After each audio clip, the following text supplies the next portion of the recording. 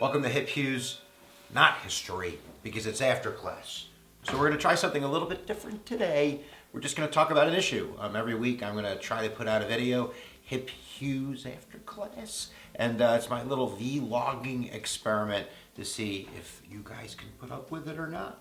So I thought about topics, and I think I'm going to run through the 15 candidates that are running for the GOP nomination. I'm going to give you my horse race odds on them, and then we'll see what you guys think about that. But I'm not going to stop it when I make mistakes, and I'm already feeling dumb. Look at this. I don't even know what to say anymore.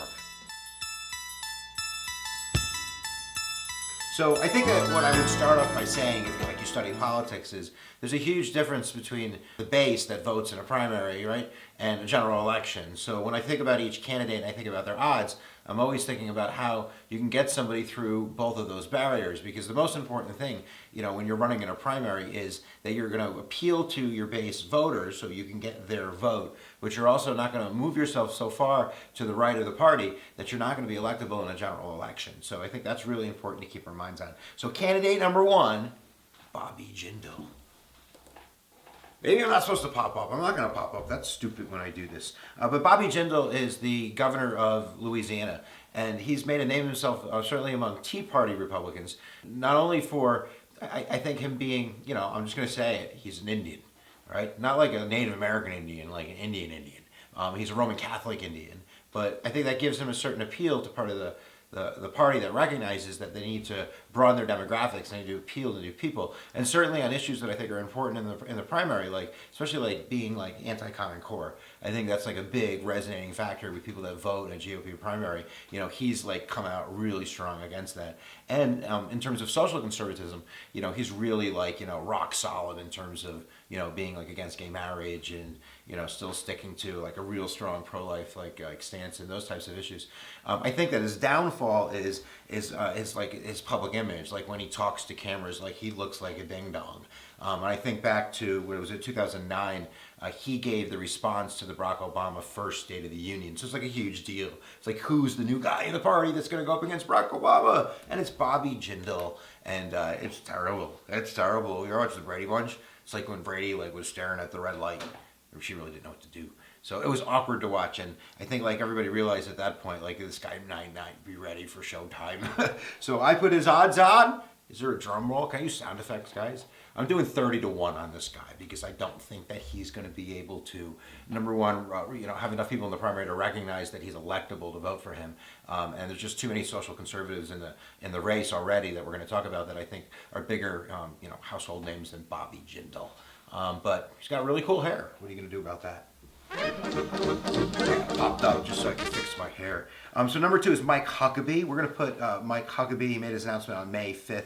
Up there and a top tier candidate, I think, because of his previous experience. He's the social conservative kind of like guy holding the mantle. Not only is he a household name among social conservatives, but he's a former evangelicalist, preacher. He has experience running a state, Arkansas. I think his negatives, so socially conservatives, he's like hitting a home run. He's like super duper strong in all of those areas. So among like, Christian coalition voters and, people amongst those demographics down south that vote, he has a really strong following.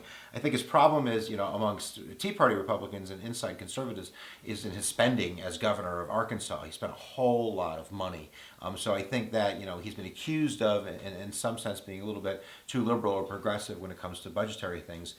So I'm not sure that he is electable on a general scale. But we're going to put his odds, you ready for this? 10-1. And these numbers are based on nothing but what pops in my head. All right, the next one's a doozy. You ready for this guy? It's Ben Carson. And I say that he's a doozy because I'm going to put his odds at astronomical numbers. But this guy is a pediatric neurosurgeon at Johns Hopkins University. So the guy's brain is like humongous. The guy like cuts like little brains open, like the squishy stuff, and then like does stuff inside there and fixes people. So that's like incredible. The guy's like a magician. When it comes to politics, he's very, very far to the right. He made a name himself when he gave it's like a national prayer breakfast speech in front of the president, where he basically like dogged Obama to his face. Really, talking about values and morals and individuality and liberty, and how So like amongst Tea Party Republicans, he's like got a really strong following because he's different.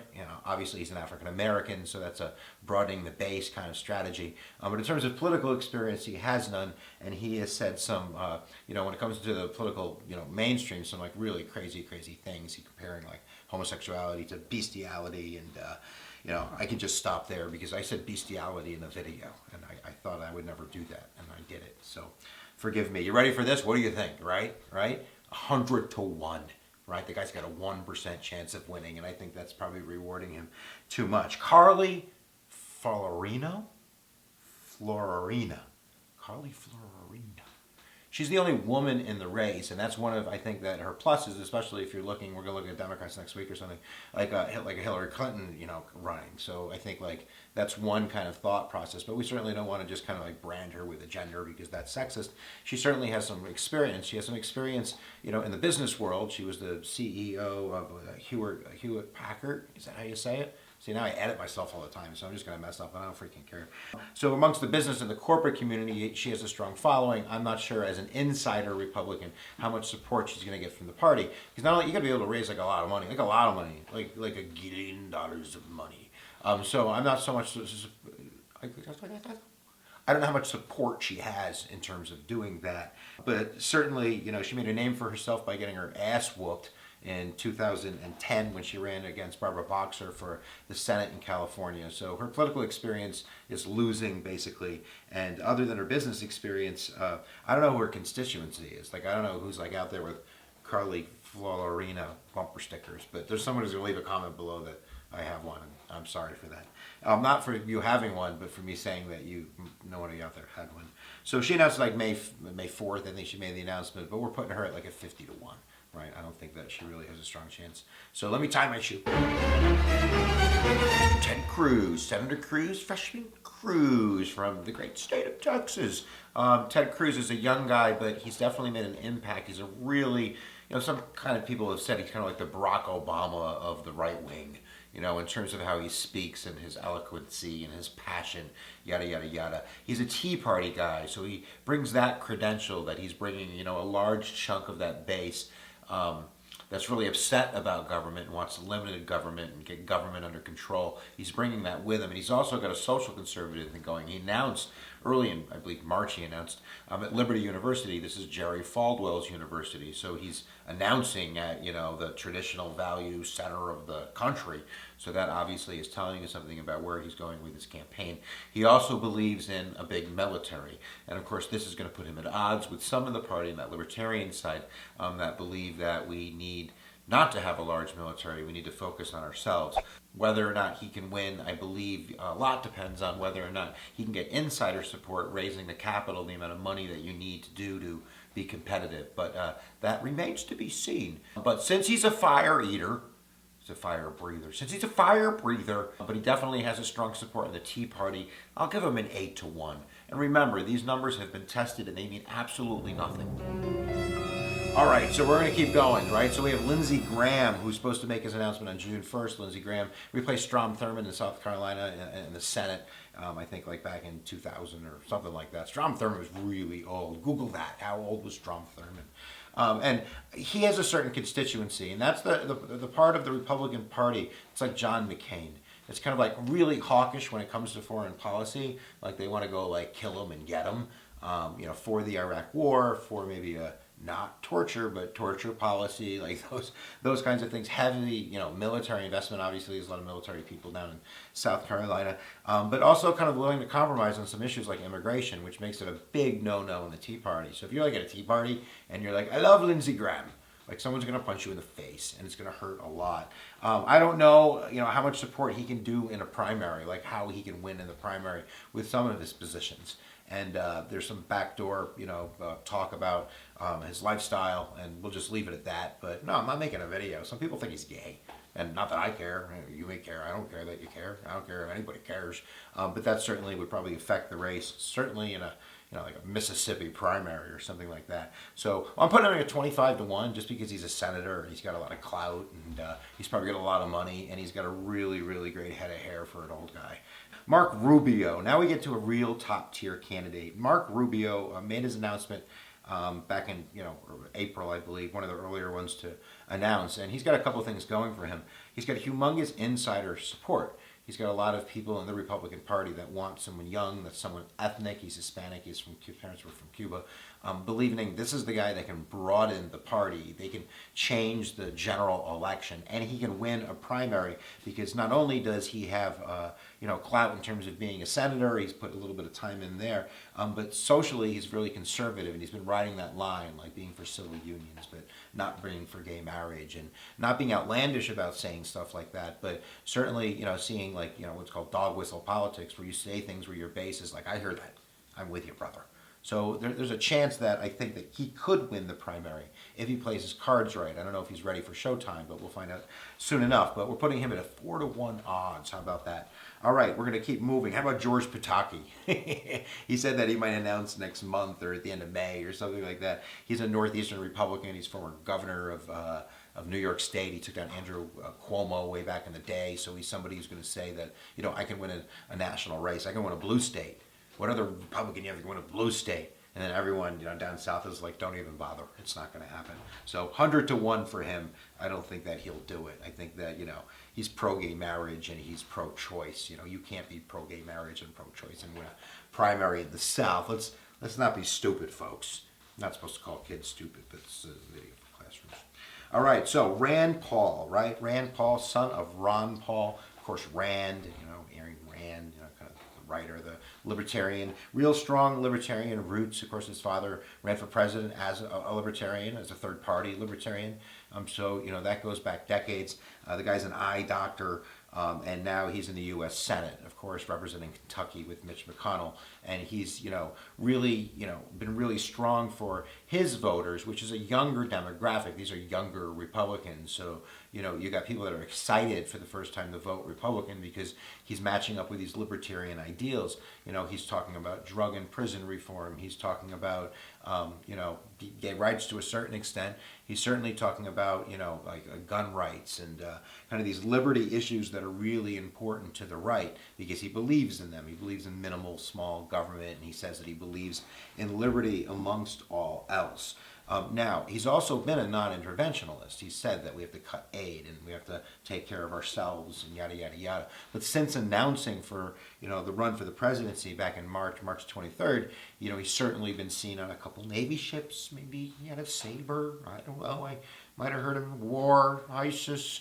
So he's certainly thinking, already about how he can make a name for himself in these primaries because it's not going to be the grass-smoking libertarian 24-somethings that are going to elect this guy in the primary. It's going to be, kind of blue-collar or maybe, middle-class, upper-middle-class, people that really care about conservative values that are showing up to vote, and Rand Paul's going to earn their vote coming from a different camp in the Republican Party. And his father certainly, an attribute when it comes to, fundraising and name recognition and bringing all of the people that he brings. But his father's also said a couple of things that might be considered by some people to be a little bit cray-cray. When it came to the Charlie Hebdo attacks, I think Ron Paul had made mention or alluded to that possibly being a false flag operation.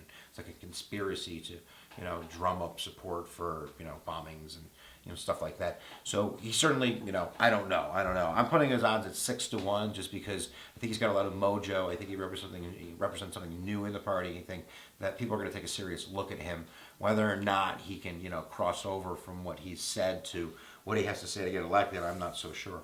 All right, number 9, you ready? Jeb Bush, guys. Jeb Bush, we're putting it 3-1. He's announcing in June. He is the new Mitt Romney. And of course, you have huge name recognition. He has huge Republican ties. He's all of that money. He has his brother and his father, who were both president. And, he's done, a job, sowing his social conservative roots down in Florida. He's famous for the Terry Shiva case where, they wanted to end her life and he made them insert feeding tubes into her because life is so precious. He's been really pro-life. He was even responsible for getting pro-life license plates down in Florida. And he's humongous privatizers like prisons and healthcare and those types of issues down in Florida. I think his problems are twofold. Number one, Common Core. He supports Common Core. And number two, he's for immigration reform, and those are two like toxic killers in the Republican primary. So if his political insiders can get a campaign that skirt around those issues, that convince people that he's electable in that sense, or that he's with them, wink, wink, wink, he might be the guy to beat. So we're putting Jeb Bush at 3-1. I'm just doing that because my God, his last name is Bush. We're gonna have a Bush-Clinton race. I don't know if I can do it. Can you do it? I'm not so sure. All right, number 10, CHRISTIE. Forget about it, all right? He might have been a serious candidate maybe a couple of years ago. He's a New Jersey governor, but he has those social conservative problems, for gay rights, that kind of thing, and for being pro-choice and some moderate issues on some topics that are important to social conservatives. So that probably makes him non-electable, but, you have people like being indicted on your left and your right. You got this Bridgegate thing. It's not going to happen. 75-1. Don't announce it, Matt. Don't do it. It's embarrassing. Scott Walker. This is a big one, guys. Scott Walker is the current governor of Wisconsin. He's been elected to Wisconsin, a blue state, for 3 times, right? He survived a recall election. So this is a guy who can face, progressive opposition and still get elected. And he earned his stripes. He's got Koch brothers money. He's got a lot of money. Going after like right to work, collective bargainings, breaking up unions, being socially conservative, but not really addressing social conservative issues. He really doesn't mess with that too much. He really sticks with economic issues, and that makes him a darling of the business community, of the Koch brothers, of him, being maybe somebody, a northern Republican, who can win. Can he get through the primary? That's the meat grinder. I don't know. I don't know if he can do that. I think that's difficult to do, being a northern Republican. Now he's got to go to the right. He's got to say things about gay rights. He's got to say things about being pro-life. He has to say things about being socially conservative. And then he's got to go back to the base in some northern states and be like, yeah, I said that, but So we'll see. But we're putting him at 3-1 because I think he's a big boy. Rick Santorum, he's run before. He's from a blue state. He's a former senator from Pennsylvania. Rick Santorum, certainly a darling in the social, conservatives. He's occupying space, a lot of real estate, not a lot of real estate occupied by a lot of players, right? I mean, you have Bobby Chadil, you have Mike Huckabee, you have, the Ben Carson guy, and now you have Rick Santorum, who's, had a strong bond with social conservatives and Liberty University and Christian Coalition for many, many years. I don't know if he can, win the general, and I don't know if he can get enough. You got to be able to convince those base voters that I'm with you and I can win. You can't just say, like me. You have to say, like me, and I have a plan to win the general. And I don't know what Rick Santorum's plan to win the general is. And don't just Google his name and look at the first results, because it's really disturbing unless they change that problem through Google. What else do we got, guys? We have Rick Perry. Rick Perry, remember? I don't remember. Rick Perry, governor of Texas. But certainly, and I think his odds probably 7-1, something like that. He's an immigration hardliner. Tea Party love this guy. He's a foreign policy hawk. He'll punch you in the face. He's really strong with the base. He has a lot of government experience. I think he comes down to showtime. Like, can he look presidential? Can he look not like an idiot? I'm not saying he's an idiot. You can be like really smart and look like an idiot. It's just really that presentation, that communication thing. Ronald Reagan could do that really well. Barack Obama, when he was campaigning, could do that really well. But certain people have that what's it called? Like that, I almost said a bad word. That charisma? I don't know, the gutso, the pizzazz. Bill Clinton had it, right? Bill Clinton could look at me like, I feel your pain. And everybody would be like, he feels my pain. Other people look at the camera like a Jimmy Carter or, a Nixon or something like that. And they're like, he's not talking to me. Who is this guy?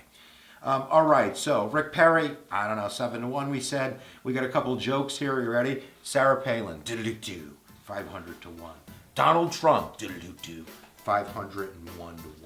What do you guys think? Who out of that list do you think's got the best chance, man? I have no idea. I think that when it came down to it, I ended up with like Jeb Bush at 3-1. I put Walker and then Rubio, Rand, and Perry. Maybe there's somebody I'm missing. Am I missing somebody?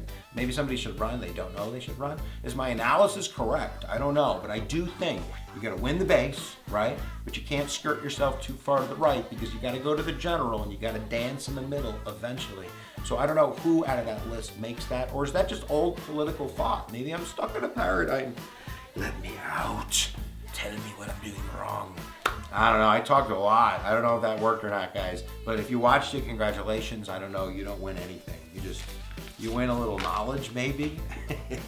I'm not even going to ask you to subscribe because this is different. I'm going to put my jacket on and class is over. We'll see you guys next time if you press my buttons. Tell me what you thought of all of this and whether I should do it again. Maybe I should never do it again. I might not.